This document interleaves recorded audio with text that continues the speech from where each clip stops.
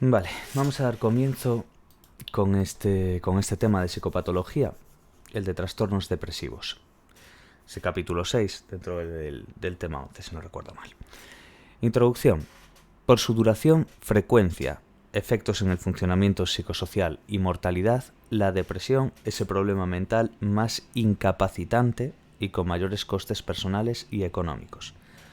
Hipócrates, en el siglo IV a.C., emplea el término melancolía ante problemas en la secreción de bilis negra, lo que es la melaina chole. El término depresión se comienza a utilizar en el siglo XIX y se populariza en el siglo XX. Melancolía, término hipocrático que designaba cualquier estado de inhibición generalizada, incluyendo la depresión. En su sentido más moderno se refiere a una depresión con síntomas más vegetativos y más anedonia. Kraepelin, en la sexta edición de su manual de psiquiatría, diferenció demencia precoz, esquizofrenia, de enfermedad maníaco-depresiva. El maníaco depresivo de Kraepelin incluía cuadros heterogéneos, hoy englobarían cualquier tipo de trastorno depresivo o bipolar, incluyendo todos los excesos en la afectividad. La depresión es el diagnóstico más frecuente y con más peligro de mortalidad, suicidio. Sentirse deprimido, como síntoma común, patológico, está presente en la mayor parte de cuadros psicopatológicos y muchas condiciones médicas.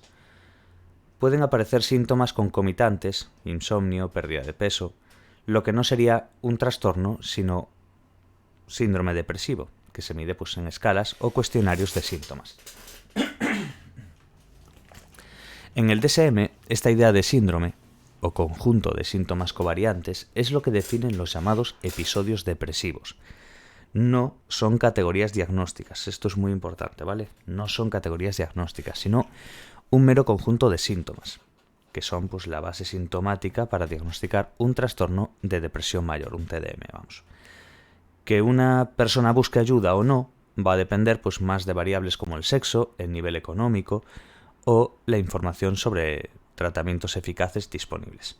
Vale, esto sería un poquito una pequeña introducción donde nos dice eso, un poco lo que es la depresión, de dónde viene, cómo fue avanzando un poco la terminología, desde Hipócrates hasta lo que sabemos un poco hoy en día, ¿no?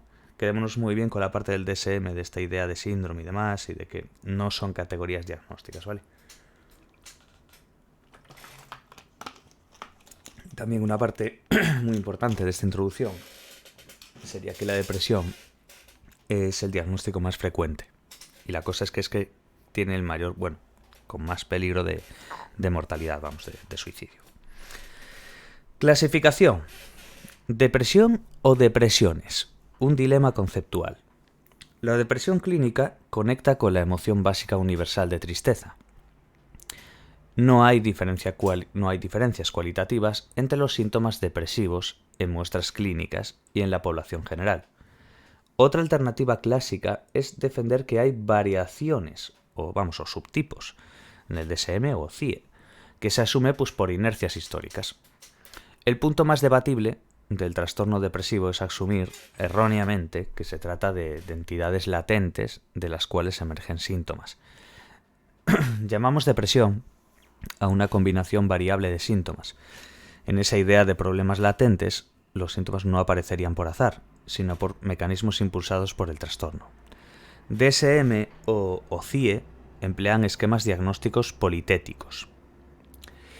Dicotomías descriptivas. En los últimos 100 años se han descrito decenas de supuestos tipos de depresión: existencial, juvenil, alcohólica, endógena, neurótica, de validez no demostrada, o propuestas dicotómicas con causas hipotéticas como la endógena reactiva o la biológica psicológica.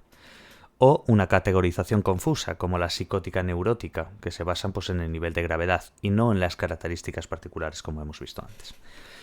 La única dicotomía implícita que ha sobrevivido a los sistemas de clasificación oficiales es la de los cuadros unipolares bipolares, muy importante esto.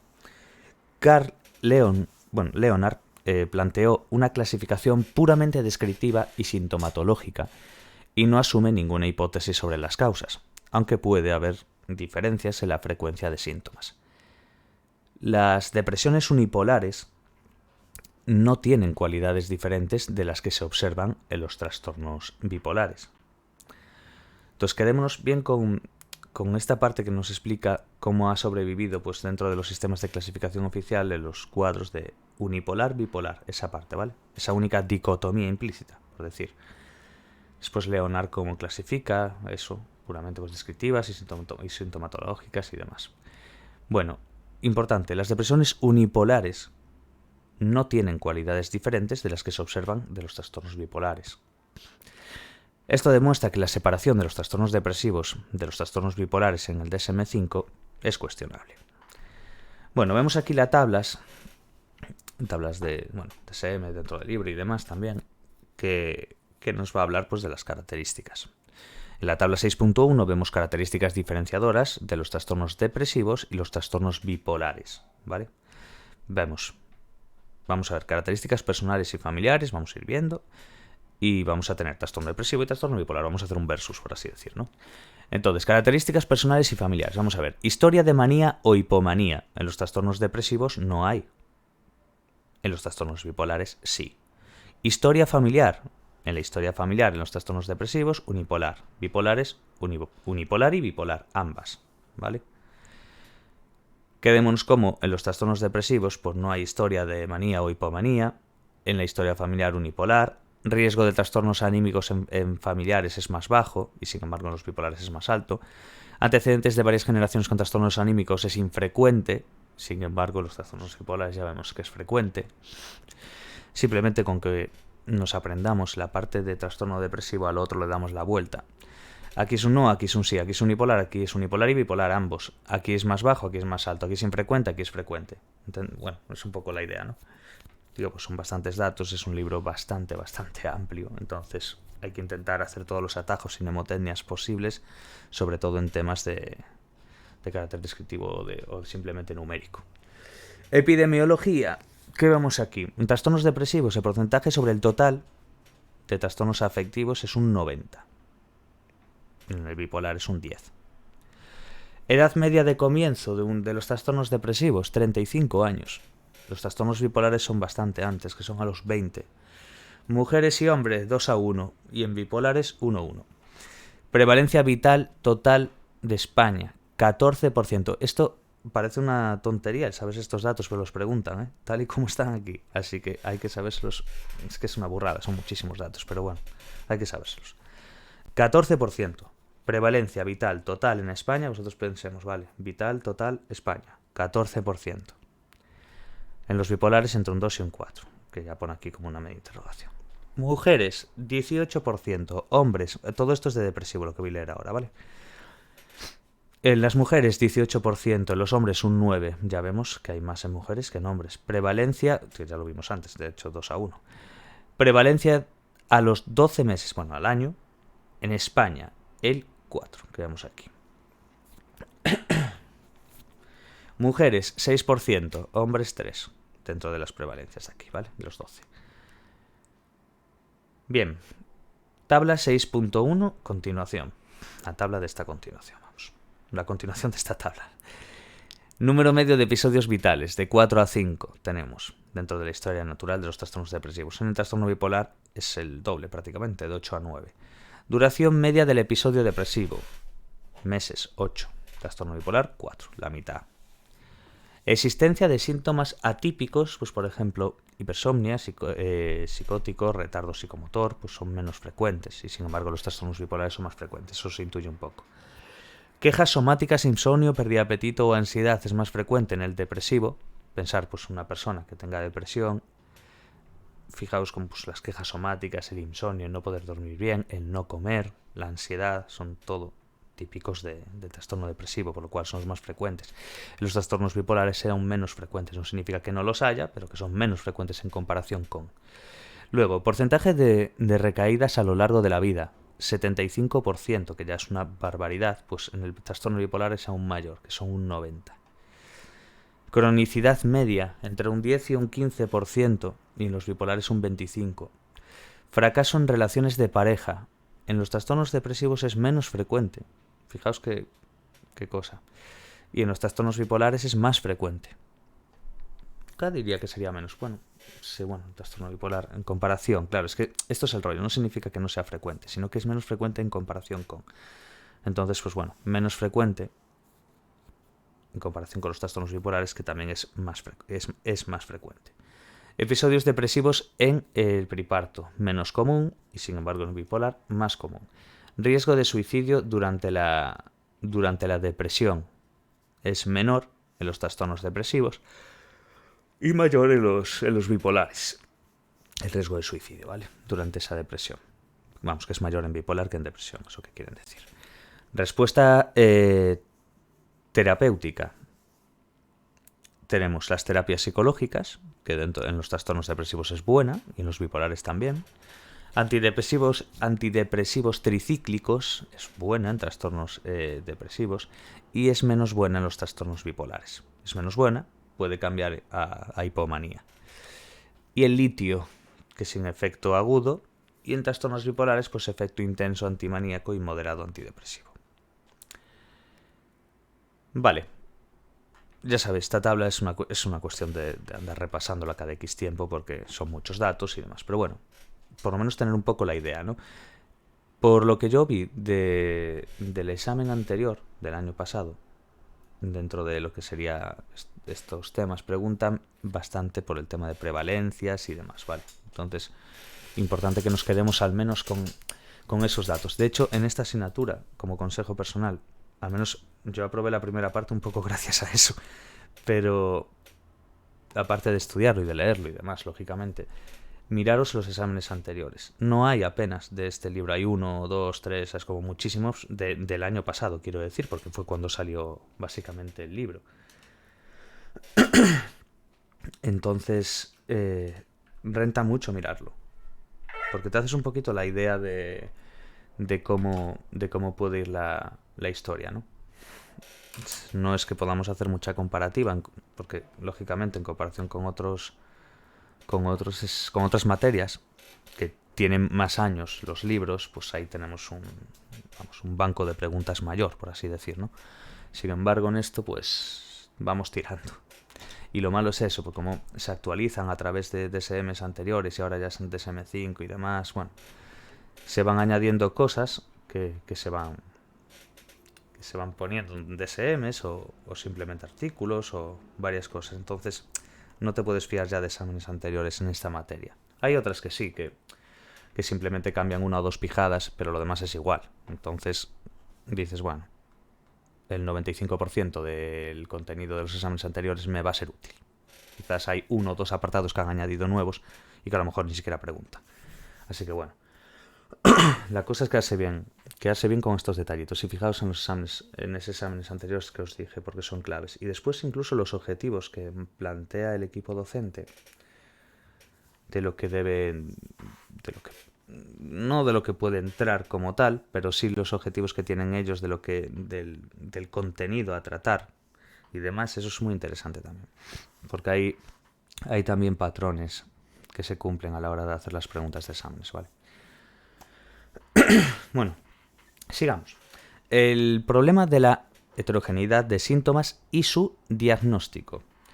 El DSM nunca ha tenido en cuenta la estadística ni las pruebas empíricas para los 9 criterios sintomáticos. Diagnósticos del TDM, vamos. Que no han cambiado desde 1980. Ojito, ¿eh? Vamos, que nunca ha tenido en cuenta esa estadística ni pruebas empíricas para esos 9 criterios, bla, bla, bla, ¿no? La combinación de solo esos 9 síntomas conduce a 227 grandes tipos posibles de TDM. Mirad qué barbaridad. Es que es una locura. Si se tienen en cuenta las variaciones dentro de un síntoma, esto conduce a 10.377 perfiles posibles. Si se contabilizan especificadores, la combinatoria alcanzaría 341.737 tipos posibles de síntomas estadísticamente posibles. Improbables en la clínica, pero bueno.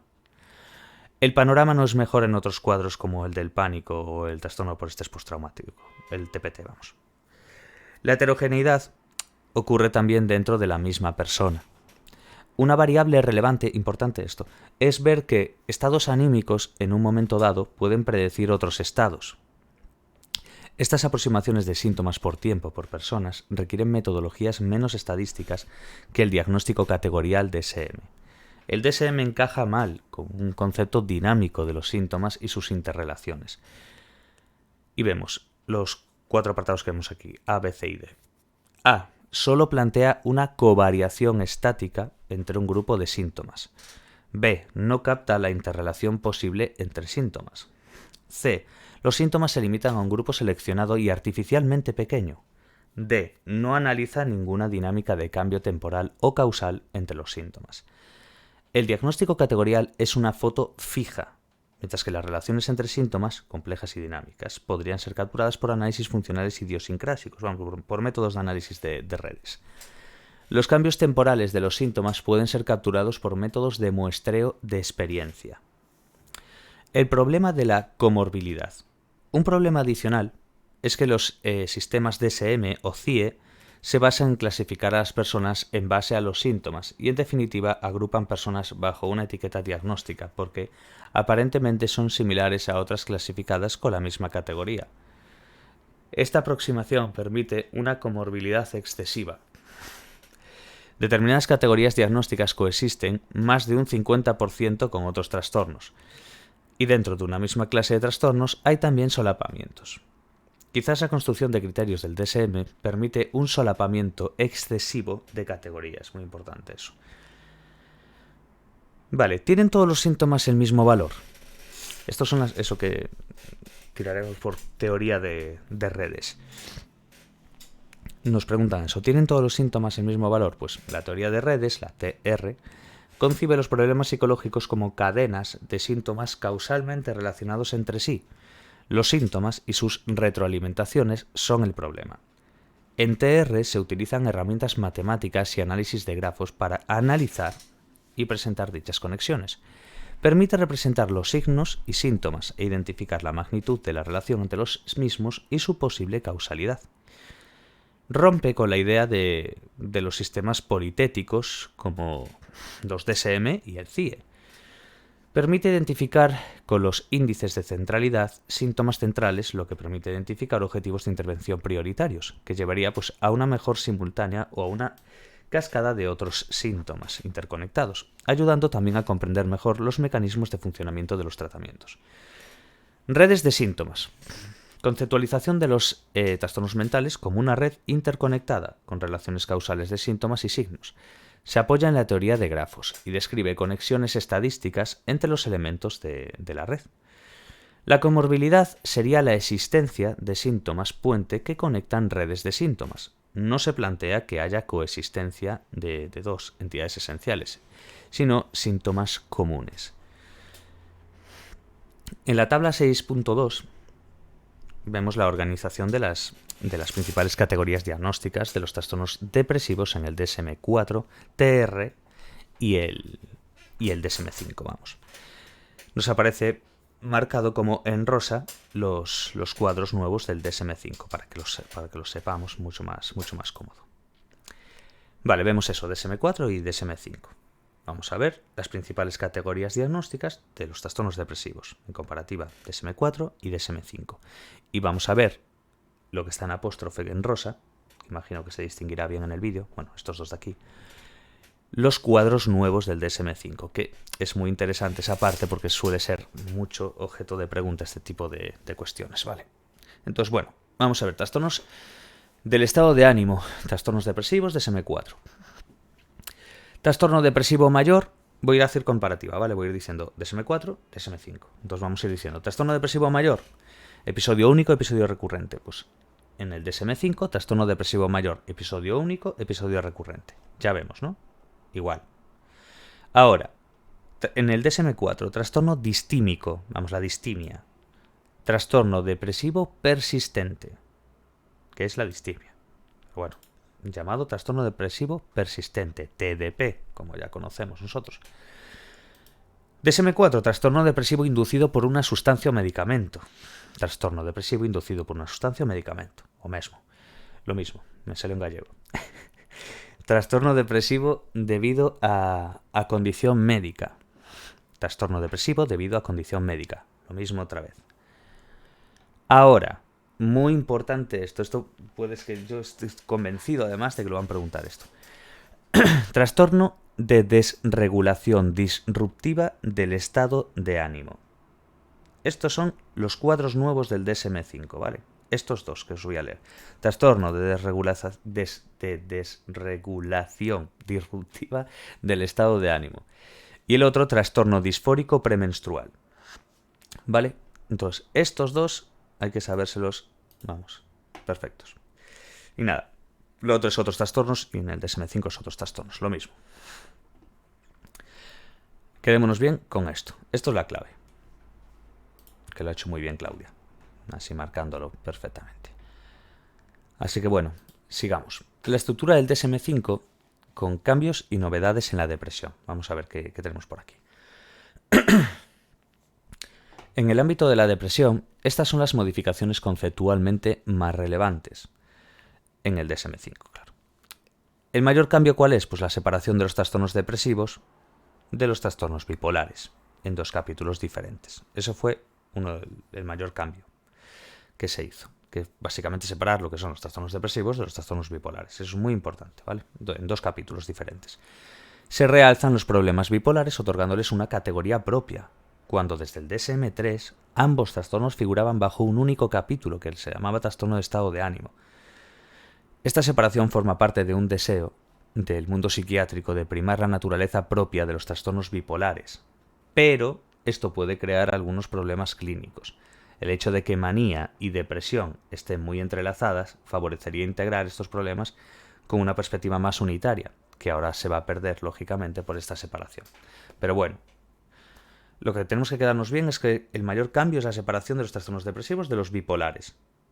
Se les da una categoría propia, se realzan esos problemas bipolares, ¿no? Entonces, al realzarlos, se separan, se les da una categoría propia, cosa que no ocurría porque desde el DSM-3, bueno, lo que hemos dicho, ¿no? Ambos trastornos figuraban como un único capítulo, que era el que se llamaba trastorno de estado de ánimo. Esta separación está bien en ese aspecto de ese deseo del mundo psiquiátrico de primar esa naturaleza propia de los trastornos bipolares y demás, pero va a tener una serie de problemas. ¿Por qué? Porque manía y depresión están muy entrelazadas. Entonces, rentaría más integrarlas como una perspectiva más unitaria, pero al separarse ahora, pues lógicamente se va a perder. Vale, esa sería... Hay más modificaciones conceptuales, por así decir, que sean relevantes, además de este cambio de la separación de los trastornos depresivos junto de los trastornos bipolares. ¿Qué más tenemos? La inclusión del trastorno de desregulación disruptiva del estado de ánimo y el trastorno disfórico premenstrual como 2 categorías nuevas de la depresión, lo que está en rosa, ¿vale? Este tipo de cuestiones que nos plantean cuando hay comparativas de una y otra suelen ser objeto de pregunta, pero suele ser ya objeto de pregunta casi 100% cuando es algo que incluye nuevo, porque esa es precisamente la idea o lo más relevante cuando dices, vale, han creado un nuevo DSM o han metido algo en comparación con el anterior. ¿Qué es ese algo nuevo? Si lo otro es igual, nos interesa, pero menos en ese aspecto porque ya lo teníamos previamente. Cuando hay cambios es cuando a ellos les interesa mucho, ¿vale?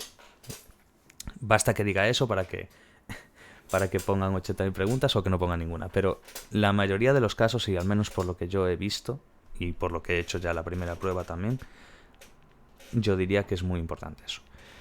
Entonces, cambio de la separación de trastornos depresivos de los trastornos bipolares. Luego, incluir estos dos que decíamos anteriormente, trastorno de regulación disruptiva del estado de ánimo y trastorno disfórico premenstrual, como 2 categorías nuevas de depresión. Luego, otra cosa es importante que os dije, de hecho, cuando hice aquí, por esto, aquí está. El término de trastorno depresivo persistente, distimia, para denominar simultáneamente lo que se conocía como trastorno distímico o TDM crónico.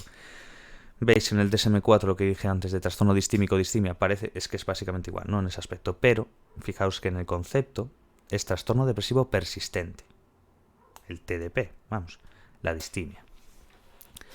Muy importante. Entonces, básicamente pues que se ha cambiado el término de trastorno depresivo persistente distimia. ¿Por qué? Porque para denominarla simultáneamente lo que se conocía antes como trastorno distímico y TDM crónico. Entonces ha salido así. Luego, la controvertida eliminación del criterio de exclusión del duelo en la definición de episodio depresivo mayor. Esto también es muy importante. Estos 5 puntos tenemos que saberlos clavados, porque estoy completamente convencido de que una pregunta va a ser de esto. Entonces, la controvertida eliminación del criterio de exclusión del duelo.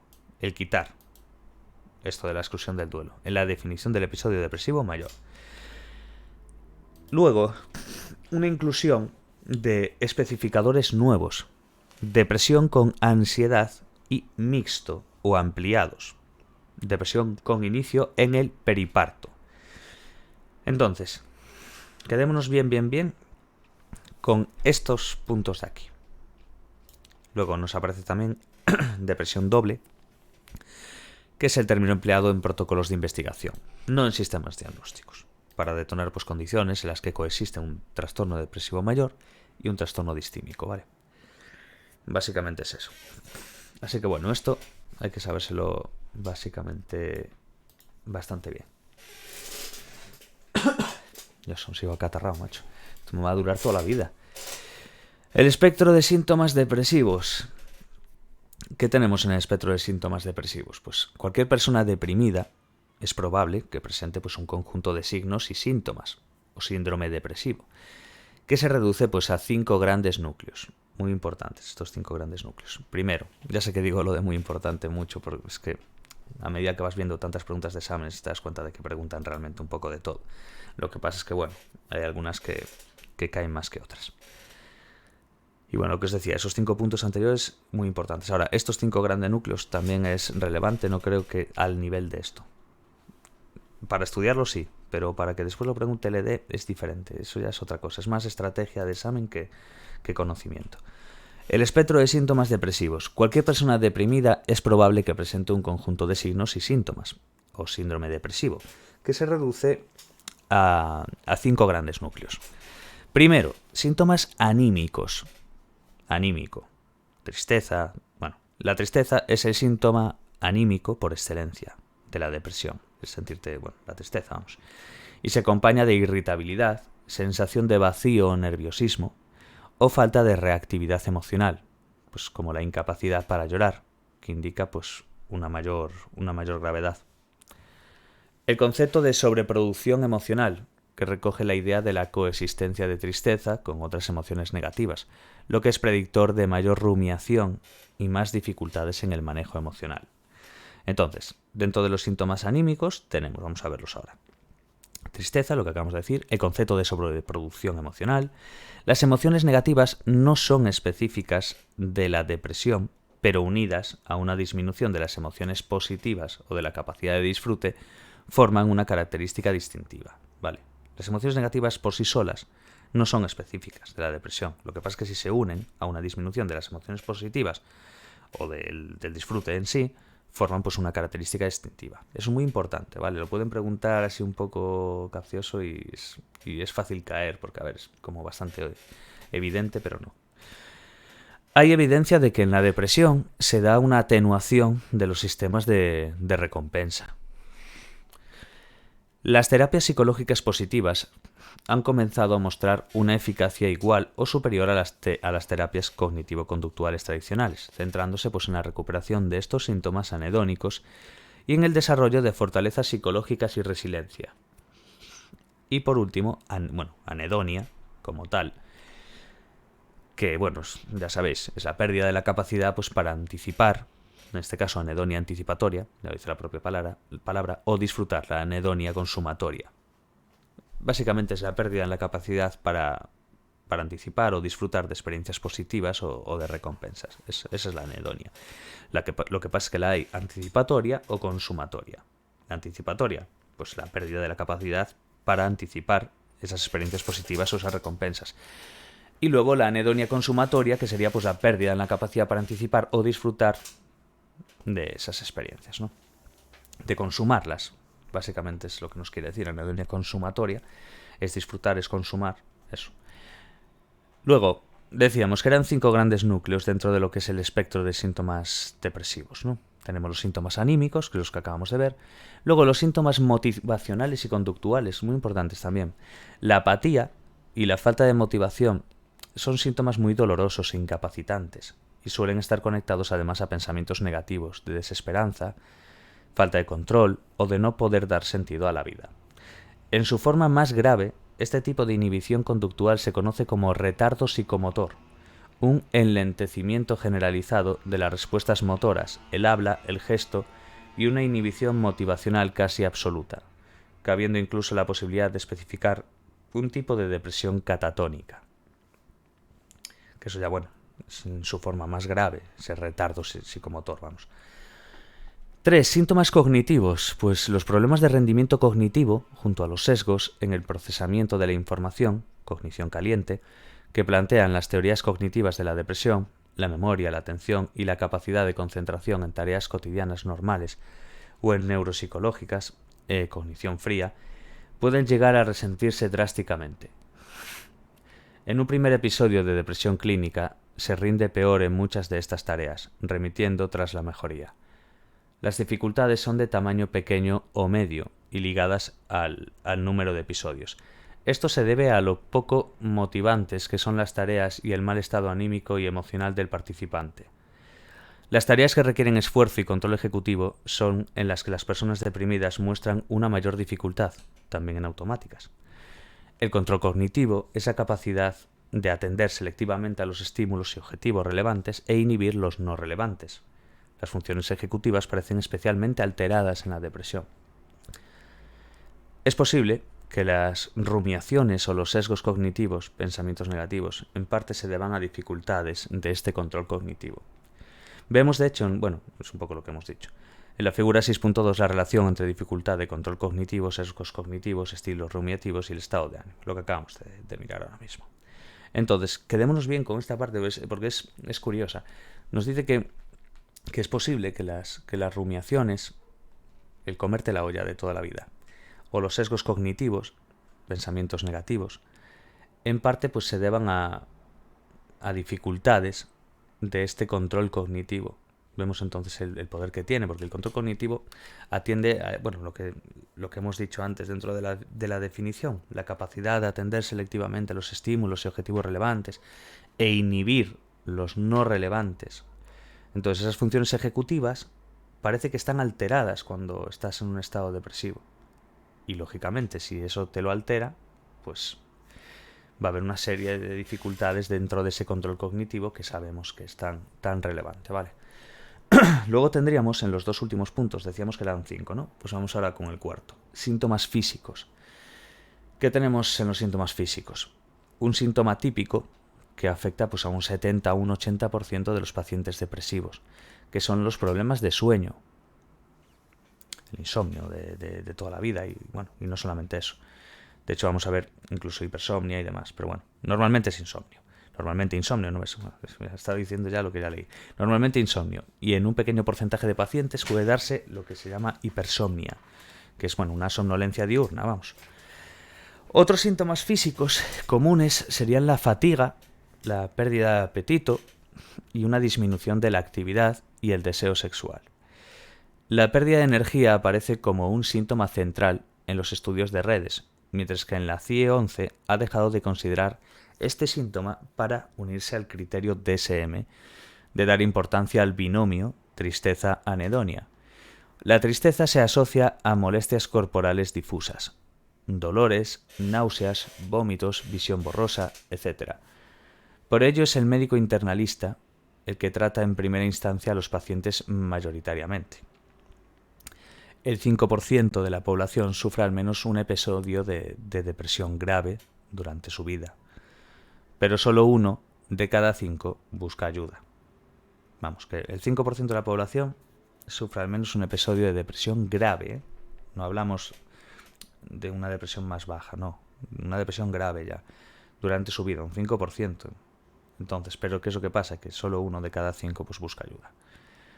Una quinta parte en este caso, claro. Los pacientes buscan ayuda profesional si existe una mayor sintomatología vegetativa y somática. Pues buscan más el ir a un profesional cuando pasan cosas como una pérdida de sueño, apetito, cansancio, etc.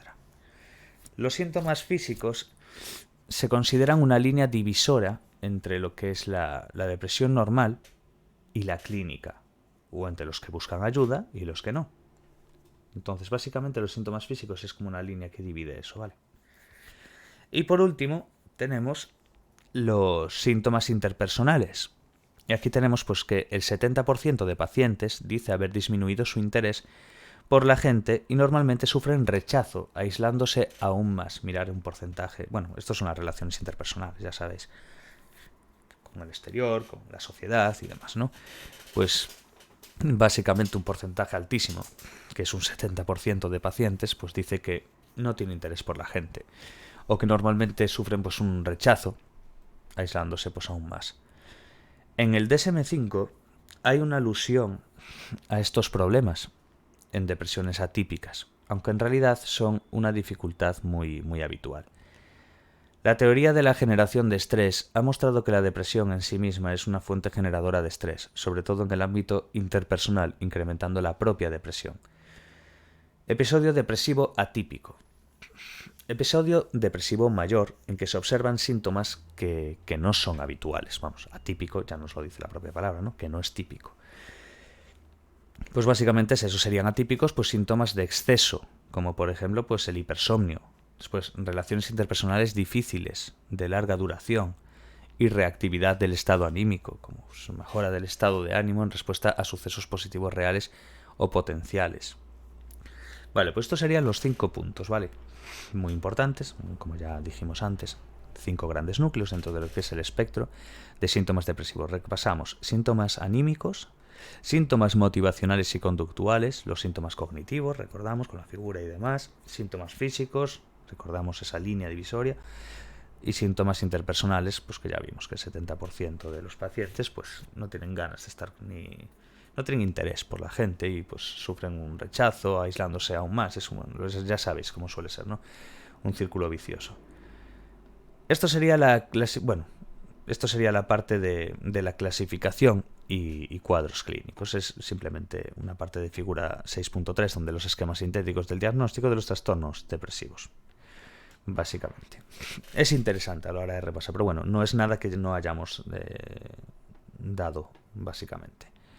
De todos modos, bueno, vamos a mirar por aquí. En el diagnóstico categorial de la depresión resulta fundamental el análisis de la tristeza y la anedonia. Con otros síntomas, pues su persistencia, más de 2 años, y la exclusión de manía e hipomanía es la clave de la lógica diagnóstica del DSM-5. Ya lo dimos eso. Figura 6.3, esquema sintético, ya sabéis, podéis echarle un ojo si queréis. Básicamente van haciendo preguntas, un diagrama básicamente, y vas diciendo, pues estado de ánimo triste o depresivo, sí.